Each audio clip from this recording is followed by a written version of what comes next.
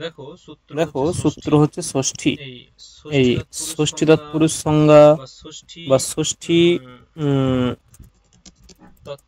তৎপুরুষ সমাস বিধায়ক সূত্র। ষষ্ঠী তৎপুরুষ সমাস বিধায়ক সূত্র হচ্ছে ষষ্ঠী।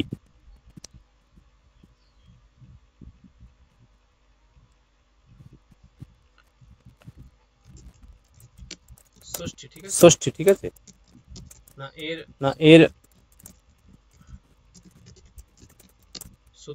সূত্রার্থ কি না? সূত্রার্থ হচ্ছে আমরা যেমন আগের গুলো জেনেছি এগুলো সেরকমই হবে। সূত্রার্থ কি? যে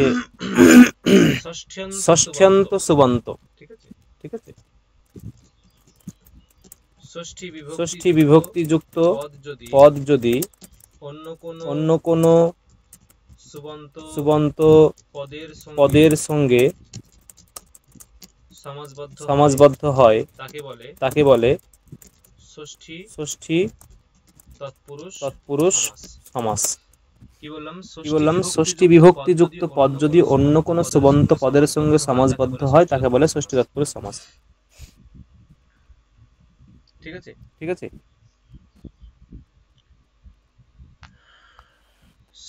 ষষ্ঠী বিভক্তি যুক্ত পদ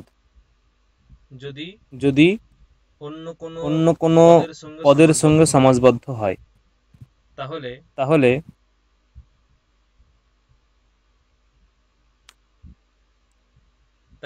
তাকে বলা হয় ষষ্ঠী তৎপুরুষ সমাস। যেমন তোমরা জানো, এটা সবাই এটা প্রসিদ্ধ, এটা মানে যেমন এই যে বলা হয় যে তৎপুরুষ, ঠিক আছে? একটা ধরো সমাজটার নামই তৎপুরুষ, সমাজটার নাম তৎপুরুষ। এই তৎপুরুষ এর মধ্যেও ষষ্ঠী সমাসই আছে, মানে তৎপুরুষ এর মধ্যেও ষষ্ঠী তৎপুরুষ সমাস আছে এই তৎপুরুষ শব্দের মধ্যে। যদি বলা হয় যে এরকম ধরো, এরকম বলা হলো যে ধরো এরকম বলা হলো যে একটা শব্দ বলা হলো যে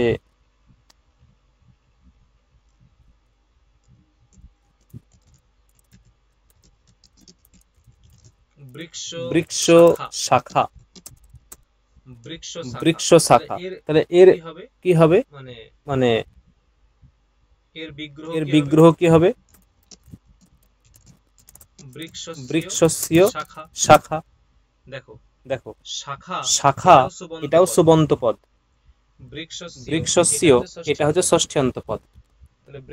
বৃক্ষস্য এটা ষষ্ঠ্যন্ত পদ, শাখা এটা সুবন্ত পদ। এই দুটো পরস্পর সমাসবদ্ধ হয়েছে, বৃক্ষস্য শাখা, বৃক্ষস্য শাখা এরকম বলা হলো। তাহলে একটা ষষ্ঠীযুক্ত পদ বৃক্ষস্য শাখা, এটা সুবন্ত পদ, এরা পরস্পর সমাসবদ্ধ হবে। তাহলে এদের মধ্যে যে সমাস হবে এটা কোন সূত্র দিয়ে হবে? মানে বৃক্ষস্য শাখা, এখানে যে ষষ্ঠী তৎপুরুষ সমাস হবে কোন সূত্র দিয়ে হবে? ষষ্ঠী। তাহলে ষষ্ঠী সূত্র দিয়ে ষষ্ঠী তৎপুরুষ সমাস হলো। আচ্ছা সুরুচিতা, এই বৃক্ষস্য শাখা এটা কি বিগ্রহ? লৌকিক বিগ্রহ না অলৌকিক বিগ্রহ? লৌকিক বিগ্রহ। বিগ্রহ কয় প্রকার? দুই প্রকার, লৌকিক আর অলৌকিক। লৌকিক বিগ্রহ কাকে বলে?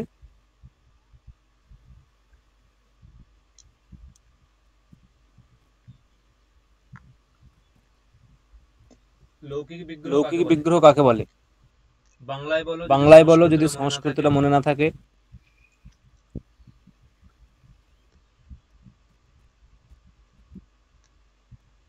জানি না। তার মানে ক্লাসগুলো শোনোনি, প্রথম ক্লাসটাই শোনোনি। শুনেছিলে ক্লাসটা, প্রথম ক্লাসটা যেগুলো দিয়েছিলাম? সবগুলো শোনা হয়নি। প্রথমটা শুনেছিলে? প্রথমটা পুরোটা না, অর্ধেকটা। এই 4 দিন ছুটি ছিল, ক্লাসগুলো শোনার টাইম পেলে না?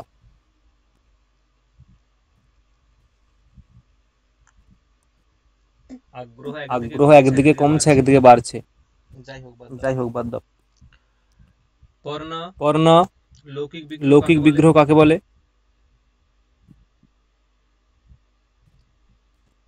পর্ণ আছো? স্যার মানে এমনি পাতি ভাষায় বলি, যা বাক্যে প্রয়োগযোগ্য। হ্যাঁ, যা বাক্যে প্রয়োগযোগ্য তাই হচ্ছে লৌকিক বিগ্রহ। মানে যে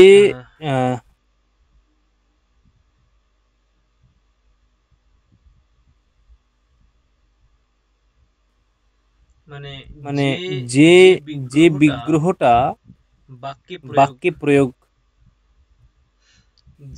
যে বিগ্রহ বাক্যে প্রয়োগ করা যায়, যে বিগ্রহ বাক্যে প্রয়োগ করা যায় তাকে বলা হয় কি? তাকে বলা হয় লৌকিক বিগ্রহ। যে বিগ্রহ বাক্যটা বাক্যে প্রয়োগ করা যায় সেই বিগ্রহকে বলা হয় লৌকিক বিগ্রহ। আর অলৌকিক বিগ্রহ কাকে বলে? অলৌকিক বিগ্রহ বাক্যে প্রয়োগ করা যায় না, যে বিগ্রহ বাক্যকে বাক্যে প্রয়োগ করা যায় না তাকে হচ্ছে অলৌকিক বিগ্রহ বাক্য বলে। ঠিক আছে? এখন তার মানে লৌকিক বিগ্রহ একটা, অলৌকিক বিগ্রহ একটা। লৌকিক বিগ্রহ হচ্ছে যে যা বাক্যে প্রয়োগযোগ্য। অলৌকিক বিগ্রহ হচ্ছে যা বাক্যে প্রয়োগযোগ্য নয়। ঠিক আছে? এই হচ্ছে বক্তব্য।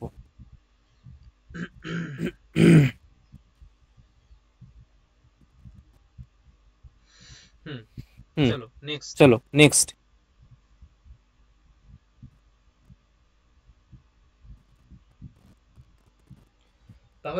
তাহলে এই যে বৃক্ষস্য শাখা, এটা হচ্ছে লৌকিক বিগ্রহ। কেন বললাম যে লৌকিক বিগ্রহগুলো বাক্যে প্রয়োগযোগ্য? যদি বলা হয় যে বৃক্ষস্য শাখা অস্তি, এটা একটা বাক্য হয়ে গেল। বলা হলো যে মম পুরতঃ বৃক্ষস্য শাখা অস্তি, আমার সামনে বৃক্ষের শাখা আছে। দেখো এই যে এটা লৌকিক বিগ্রহ, এটা লৌকিক বিগ্রহ। ঠিক আছে? বা যদি বলা হয় এরকম যে মম পুরতঃ রাজ্ঞঃ পুরুষো গচ্ছতি, এই যে এটা হচ্ছে লৌকিক বিগ্রহ। এটা লৌকিক বিগ্রহ। ঠিক আছে?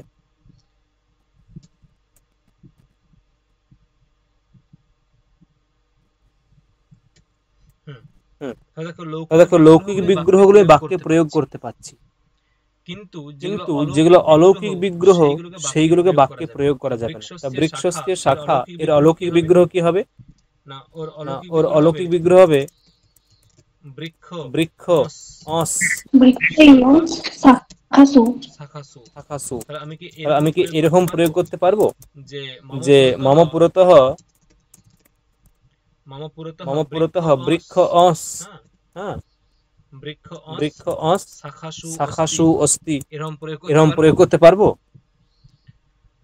তাহলে এটা প্রয়োগযোগ্য,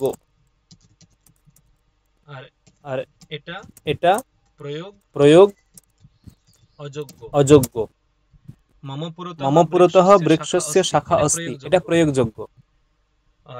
আর মম পুরতঃ বৃক্ষ শাখাসু, এটা প্রয়োগ অযোগ্য। এই যে এগুলো কি করে করি?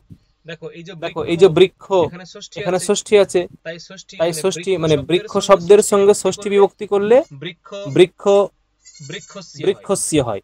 মানে বৃক্ষ শব্দের সঙ্গে আমি যদি ষষ্ঠী বিভক্তি এই অংশটা করি তাহলে বৃক্ষস্য হবে। ঠিক আছে, তাহলে বৃক্ষস্য ইজ ইকুয়াল টু বৃক্ষযুক্ত অংশ, বৃক্ষস্য ইজ ইকুয়াল টু বৃক্ষযুক্ত অংশ। আমি ওই বৃক্ষস্য ওটাকে জাস্ট ভেঙে নিয়েছি, মানে প্রকৃতি প্রত্যয়টাকে ভেঙে নিয়েছি, আর কিছু না। আর শাখা এটা প্রথম আর এক বচন, তাহলে সু আছে, শাখাযুক্ত সু। এইভাবে অলৌকিক বিগ্রহ করতে হয়। ঠিক আছে, লৌকিক বিগ্রহ অলৌকিক বিগ্রহ বোঝা গেল। তাহলে এখানে ষষ্ঠী সূত্র দিয়ে সমাস সংজ্ঞা হয়ে গেল। তাহলে এর অলৌকিক বিগ্রহ করতে হবে। অলৌকিক বিগ্রহ কি হবে? বৃক্ষ অস শাখাসু করা হলো। এখানে যদি এখানে আগেই প্রাতিপদিক সংজ্ঞা হয়ে গেছে, এর প্রাতিপদিক সংজ্ঞা হবে কোন সূত্র দিয়ে? বৃক্ষস্য শাখা। কোন সূত্র? কৃত তদ্ধিত সমাসাশ্চ। এবং যার প্রাতিপদিক সংজ্ঞা হয়, তার মানে এই যে বৃক্ষস্য শাখা, এটা যেহেতু একটা সমাস, বৃক্ষস্য শাখা, এটা কোন সমাস? এখানে সুরুচিতা কোন সমাস? ষষ্ঠী তৎপুরুষ সমাস। যার সমাস সংজ্ঞা হয় তার প্রাতিপদিক সংজ্ঞাও হয়। কৃত তদ্ধিত সমাসাশ্চ এই সূত্রটা আজকে আমরা পড়লাম, আগেও পড়লাম, এখনো পড়ছি। শুধু কৃদন্তের সমাস সংজ্ঞা হবে, তদ্ধিতান্তের সমাস সংজ্ঞা হবে, এবং কৃদন্তের প্রাতিপদিক সংজ্ঞা হবে, তদ্ধিতান্তের প্রাতিপদিক সংজ্ঞা হবে, একই সঙ্গে সমাসেরও প্রাতিপদিক সংজ্ঞা হবে। তাহলে সমাস বৃক্ষস্য শাখা এখানে ষষ্ঠী তৎপুরুষ সমাস হয়ে গেছে, তাহলে এর সমাস সংজ্ঞা হয়েছে। এবং তাই কৃত তদ্ধিত সমাসাশ্চ এই সূত্র দিয়ে এর প্রাতিপদিক সংজ্ঞাও হবে।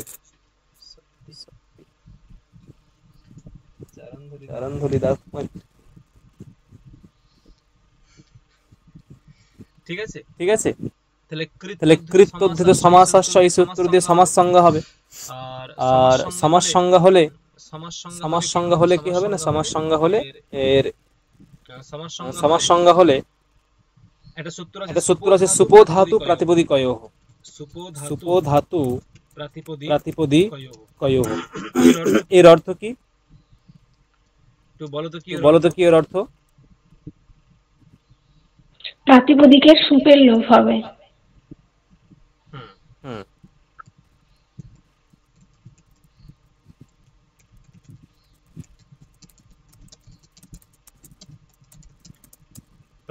প্রাতিপদিকের নয়, ধাতু ও প্রাতিপদিকের, কারণ ধাতু আছে। ধাতু ও প্রাতিপদিকের। তাহলে এর কি সংজ্ঞা হয়েছে? এইটার কি সংজ্ঞা হয়েছে বলো তো?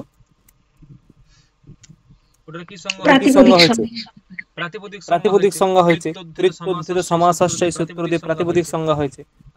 আর সুপো ধাতু প্রাতিপদিকয়োঃ বলছে ধাতু প্রাতিপদিকয়োঃ। ধাতু এবং প্রাতিপদিকের, ধাতু প্রাতিপদিকয়োঃ, ধাতু এবং প্রাতিপদিকের কি হবে? সুপের লোভ হবে। সুপ বলতে কোনগুলো? এখানে সুপ বলতে কোনগুলো? এখানে ইয়স এবং সু। ইয়স এবং সু, এটা এবং এটা হচ্ছে সুপ। তাহলে এদের লোভ হয়ে যাবে। সুপো ধাতু প্রাতিপদিকয়োঃ সূত্র দিয়ে অস এবং সু এর লোভ হয়ে যাবে। থাকবে কি? বৃক্ষ শাখা। বৃক্ষ শাখা এটা থাকলো। যোগ করে দাও।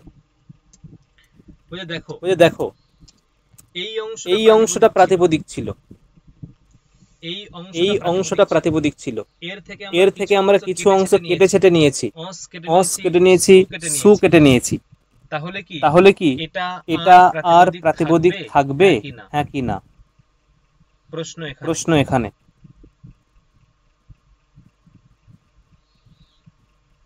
কি বললাম বোঝা গেল? মানে বৃক্ষ অস শাখা সু, বৃক্ষ অস শাখা সু, এই সম্পূর্ণটার প্রাতিপদিক সংজ্ঞা হয়েছে। বা আগে আমরা কৃত তদ্ধিত সমাসাশ্চ দিয়ে প্রাতিপদিক সংজ্ঞা করেছি। কৃত তদ্ধিত সমাসাশ্চ এই সূত্র দিয়ে প্রাতিপদিক সংজ্ঞা করেছি। কিন্তু এখন ঠিক আছে, কিন্তু এখন কিন্তু এখন এই যে ওখান থেকে কিছু কাট হয়ে গেছে, অস এবং সু এখন বাদ চলে গেছে, ঠিক আছে? তাহলে এখন কি ওটা প্রাতিপদিক থাকবে, হ্যাঁ কি না? প্রশ্ন প্রাতিপদিক থাকবে। প্রাতিপদিক থাকবে, ঠিক আছে। কি করে, নিয়ম কি করে ওই থাকবে, যে কেন থাকবে? একদেশ বিকৃতস্য অনন্যবৎ একটা সূত্র আছে, ওই সূত্র অনুসারে একদেশ বিকৃতস্য অনন্যবৎ।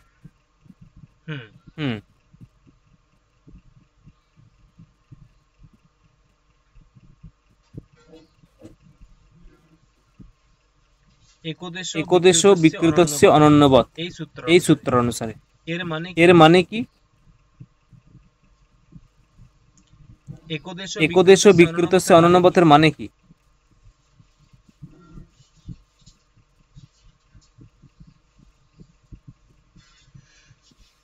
একদেশ বিকৃতস্য অনন্যবৎ এর মানে কি?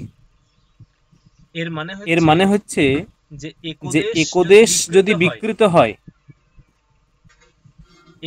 একদেশ যদি বিকৃত হয়, ঠিক আছে,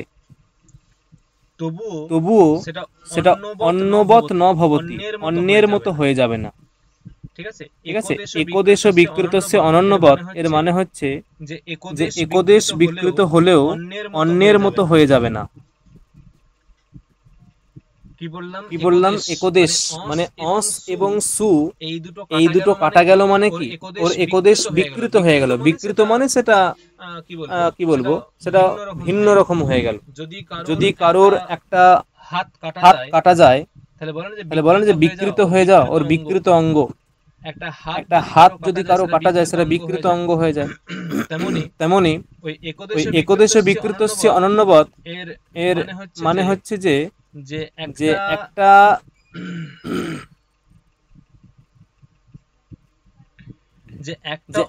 অঙ্গ যদি কাটা যায়, যার কাটা গেল, ঠিক আছে, সেটা একই থাকে, সেটা ভিন্ন কিছু হয়ে যায় না। একটা অঙ্গ যদি কাটা যায়, সেটা একই থাকে, অন্যরকম কিছু হয়ে যায় না। মানে যে এই যে সু এবং অস, এর সু এবং অস এই দুটো যদিও এখান থেকে ডিলিট হয়ে গেল বা এখান থেকে লোপ হয়ে গেল, তবু ওটা যে প্রাতিপদিক ছিল, বৃক্ষ অস শাখা সু, এটা যে প্রাতিপদিক ছিল, সেই প্রাতিপদিকত্বটা এখানেও আছে। এর উদাহরণ বলেছিলাম একটা, যে একটা কুকুরের লেজ যদি কাটা যায়, সেই কুকুরটা কুকুরই থাকে। একটা কুকুরের লেজ যদি কাটা যায়, সেই কুকুরটাকে অন্য কিছু হয়ে যায়, মানে কুকুর থেকে গরু হয়ে যায় বা অন্য কিছু হয়ে যায়, কি হয় না, কুকুরটা কুকুরই থাকে, তাই না? তেমনি এখানে যদিও অস এবং সু, বৃক্ষ অস শাখা সু, এটা প্রাতিপদিক। এই প্রাতিপদিক থেকে অস এবং সু কাটা গেল, মানে ওর কিছু অংশ কাটা গেল, তাহলে ওটা কি, ওর কি প্রাতিপদিকত্ব নষ্ট হয়ে যাবে? বলছে না, প্রাতিপদিকত্ব থেকেই যাবে। তাহলে বৃক্ষ শাখা, এরও প্রাতিপদিকত্ব আছে। এরপর এখানে তুমি ইয়ে যোগ করো, মানে সু যোগ করো।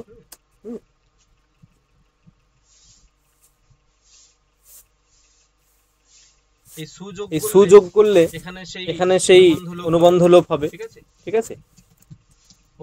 অনুবন্ধ লোপ হয়ে বৃক্ষ শাখা স, অনুবন্ধ লোপ মানে ওই সুয়ের উকারটা ইৎসঙ্গ হবে, দিয়ে লোপ হয়ে যাবে, এটাকে বলা হচ্ছে অনুবন্ধ লোপ। একসঙ্গে বলা হলো অনুবন্ধ লোপ। সুয়ের উটা উপদেশে অজননাসিক ইৎ সূত্র ইৎসঙ্গ হবে, তৎসিলোপ দিয়ে লোপ হয়ে যাবে, বৃক্ষ শাখাস থাকবে, শাখাস। এখানে একটা সূত্র আছে যে হল ইয়াভ্যো দীর্ঘাৎ সুতিস্য পৃক্তম হল, হলিয়াভ্যো দীর্ঘাৎ সুতিস্য পৃক্তম হল।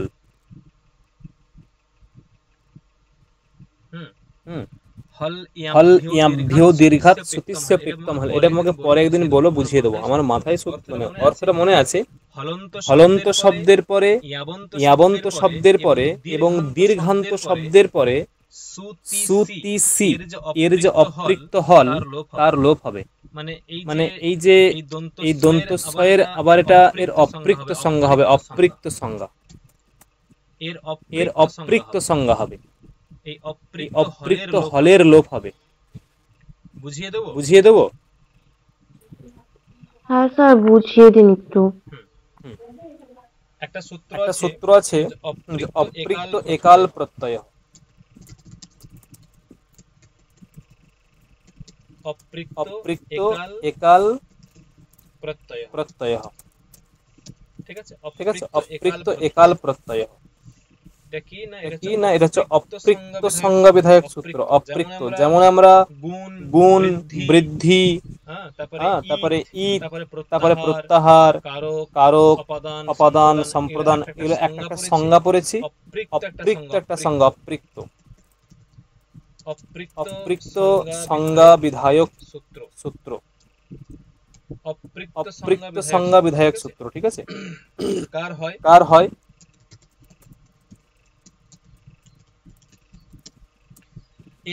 একাল প্রত্যয়। একাল, অল মানে কি?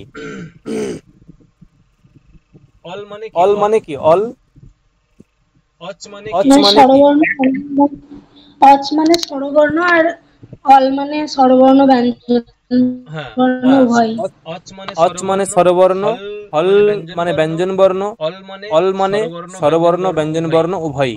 অচ হল স্বর ব্যঞ্জন উভয়, ঠিক আছে। বলছে একাল প্রত্যয় মানে একটি অল বিশিষ্ট প্রত্যয়ের অপৃক্ত সংজ্ঞা হয়, মানে যে প্রত্যয়েতে একটি অল থাকে, মানে লোপ করার পরে, ঠিক আছে। অনুবন্ধ লোপ করার পরে।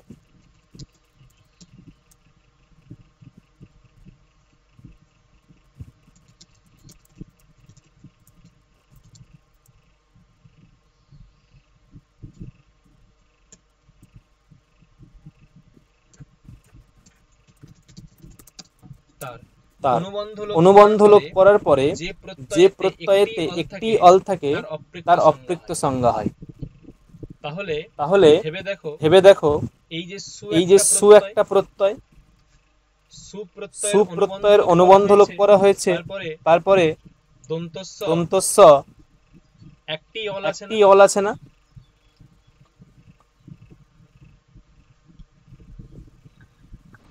হ্যাঁ, এর কি সংজ্ঞা হবে?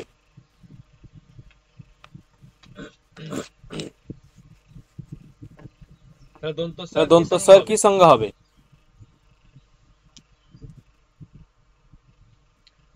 অপৃক্ত সংজ্ঞা হবে, অপৃক্ত সংজ্ঞা। বললাম যে মানে কোন প্রত্যয়ের অনুবন্ধ লোপ করার পরে যদি কোনো প্রত্যয়েতে একটি অল থাকে, সেই একাল বিশিষ্ট যে প্রত্যয়, তার অপৃক্ত সংজ্ঞা হয়। এবার বোঝা গেল? অনুবন্ধ লোপ করার পরে,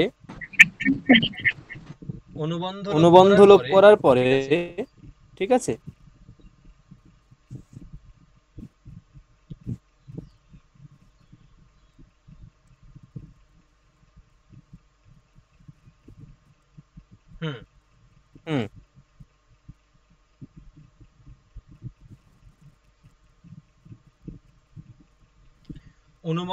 অনুবন্ধ লোপ করার পরে যদি কোনো প্রত্যয়েতে একটি অল থাকে, সেই একটি অল বিশিষ্ট প্রত্যয়ের কি হবে? অপৃক্ত সংজ্ঞা হবে। অপৃক্ত সংজ্ঞা হবে, অপৃক্ত সংজ্ঞা, ঠিক আছে, একদম।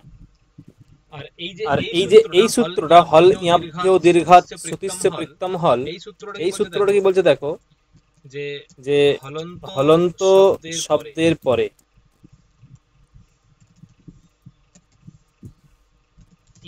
ইয়ন্ত শব্দের পরে, আবন্ত শব্দের পরে,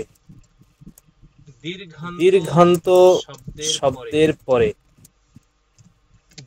যদি সু তি সি এই তিনটি প্রত্যয়ের অপৃক্ত হল থাকে তাহলে তার লোপ হবে। দেখো হলন্ত শব্দ জগৎ সু জগৎ স অনুবন্ধ লোপ হয়ে গেল, সয়ের অপৃক্ত সংজ্ঞা হলো, তাহলে জগৎ। হল ইয়া ভিও দীর্ঘাত সুতিস্য পৃক্তম হল লোপ হয়ে গেল এই সূত্রটি। কি বলছে? হলন্ত শব্দের পরে, এটা হলন্ত শব্দ, জগৎ হলন্ত শব্দ, হলন্ত শব্দের পরে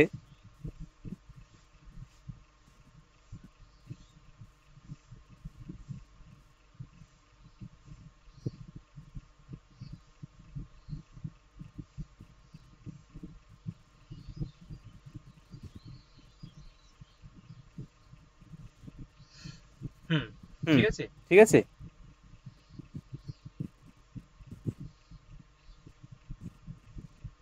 তাহলে হলন্ত শব্দের পরে দেখো কি আছে না, হলন্ত শব্দের পরে সু আছে, আর সেই সুয়ের অনুবন্ধ লোপ করে স হয়েছে, এই সয়ের এখন অপৃক্ত সংজ্ঞা হয়েছে, তার লোপ হয়ে যাবে। দেখো হলন্ত শব্দের পরে সু থেকে জাত যে অপৃক্ত হল, মানে সু থেকে আগত অপৃক্ত হল, ঠিক আছে, সু থেকে আগত অপৃক্ত হল।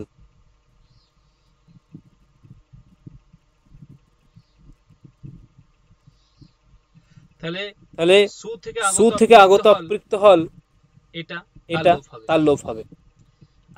আর কি বলছে? ইয়ন্ত মানে হচ্ছে ধরো নদী, ইয়ন্ত মানে নদী।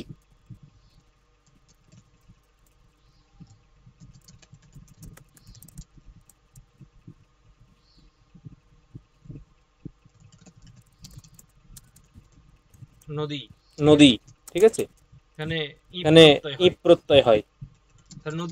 নদী সু, এরো নদী স, এরো ওটা দিয়ে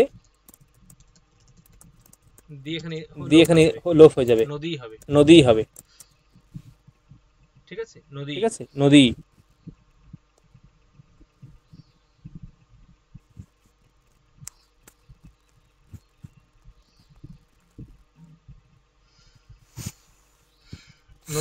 নদী, ঠিক আছে, এরকম আছে।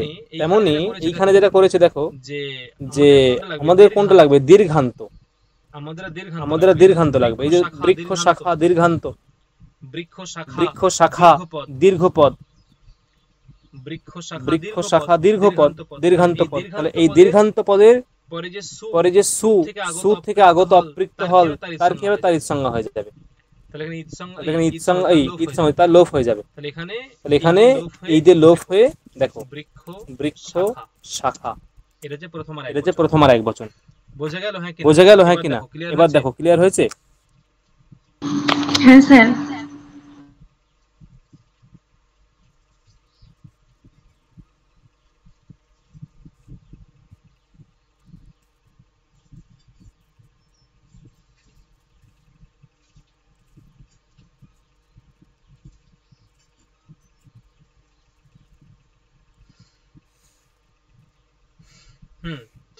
ঠিক আছে, তাহলে এটা গেল। আরো ধরো করা হলো, ধরো এক উদাহরণ দিচ্ছি, যে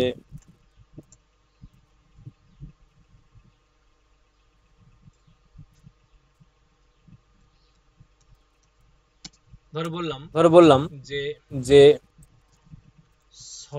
সরোবরস্য জলম, বা সরোবরস্য মৎস্য। এখানে ষষ্ঠী সমাস হবে, বোঝা যাচ্ছে। ষষ্ঠী দিয়ে সমাস হলো, তারপরে কৃত্যুদ্ধৃত সমাস আশ্রয় দিয়ে প্রাতিপদিক সংজ্ঞা হলো, দিয়ে এখানে অলৌকিক বিগ্রহ হবে। সরোবর অস আর দিকে মৎস্য সু দিয়ে এখানে কি হবে? সুপধাতু প্রাতিপদিকয়োঃ দিয়ে লোপ হয়ে যাবে। সরোবর মৎস্য লোপ হয়ে গেল। এর দেখো আবার সেই প্রাতিপদিকত্ব অক্ষত থেকে গেছে। একদেশ বিকৃতস্য অনন্যবৎ, এই নিয়ম অনুসারে এর প্রাতিপদিকত্ব একই থেকে গেছে। আবার এখানে সু আসবে। সরোবর মৎস্য সু, এখানে এখানে আবার ইয়ে হবে যে সরোবর মৎস্য অনুবন্ধের উপরে মৎস্য হবে। এটা আবার রু হবে, রুটা র হবে, র থেকে বিসর্গ হবে দিয়ে সরোবর মৎস্য এরকম হয়ে যাবে। দেখো বোঝা গেল? এখন যদি বাক্যে তুমি প্রয়োগ করো, এরকম বলা হলো যে বাক্যে প্রয়োগ সরোবরের মাছগুলি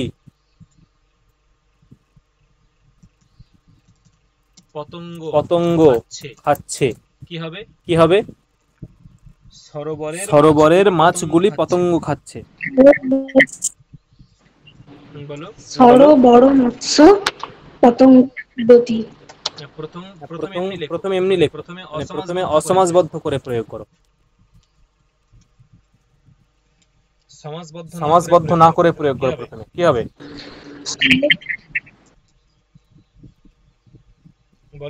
বলো। সরোবরস্য মৎস্য পতঙ্গং খাদতি। সরোবরস্য মাছগুলি আছে, তাহলে কি হবে?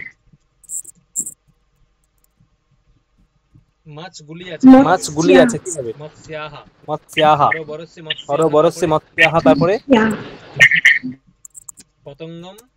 পতঙ্গং খাদতি। খাদতি হবে। খাদন্তি হবে।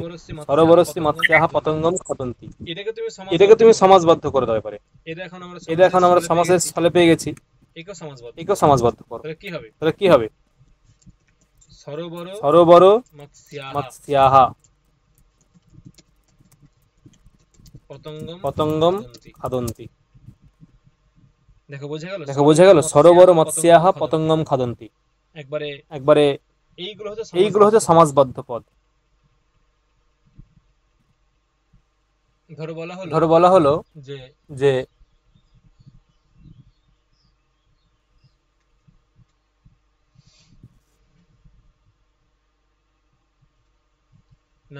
না পাখির বাচ্চাগুলো কাঁদছে।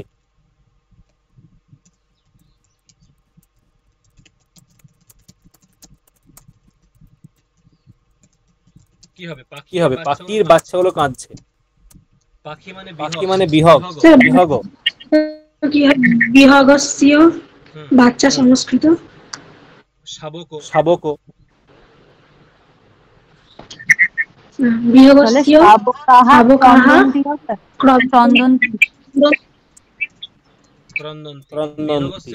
বিহগস্য শাবকাহ ক্রন্দন্তি। বিহগস্য শাবকাহ ক্রন্দন্তি। বিহগস্য শাবকাহ ক্রন্দন্তি। তাহলে এটাকে তুমি এবারে সমাসবদ্ধ করে এটাকে। তাহলে বিহগ শাবকাহ ক্রন্দন্তি। দেখো সমাসগুলো বোঝা যাচ্ছে এবারে কি করে সমাস হয়। তাহলে এখন তোমাকে যদি বলে যে বিহগ শাবকাহ, এখানে কোন সমাস আছে, তুমি কি বলবে? ষষ্ঠী তৎপুরুষ। মানে প্রথম প্রশ্ন বিহগ শাবকা, এটা কি সমাসবদ্ধ পদ? হ্যাঁ, সমাসবদ্ধ পদ। এইগুলোকে বলা হয় যে সমস্ত পদ নাকি অসমস্ত পদ। সমস্ত পদ মানে সমাসবদ্ধ পদ। আগে বলি সমস্ত পদ মানে সমাসবদ্ধ পদ, অসমস্ত পদ মানে অসমাসবদ্ধ পদ। তাহলে যদি প্রশ্ন হয় বিহগ শাবকাহ এটা কি সমস্ত পদ নাকি অসমস্ত পদ, কি উত্তর হবে? সমস্ত পদ। সমস্ত পদ। আর সর্বপরিত্র মত্তা বা এরকম বৃহগস্য শাবকাহা এটা অসমস্ত পদ। একদম। দেখো বোঝা গেছে, মানে এবারে কি ভালো লাগছে এগুলো বুঝতে? হ্যাঁ, ভালো লাগছে। হুম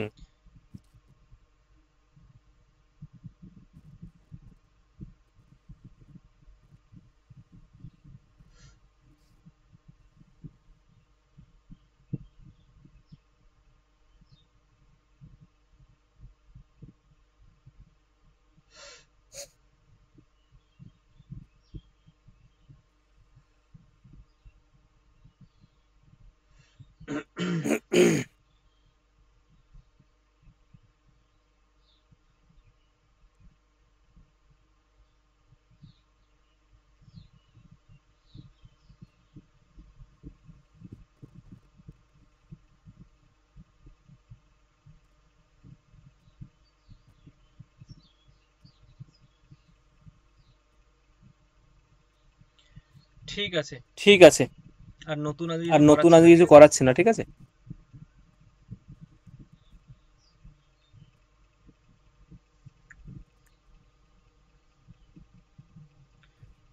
হ্যাঁ স্যার, ঠিক আছে। হয়ে যাবে আমাদের যা টার্গেট আছে, ঠিক আছে? আমাদের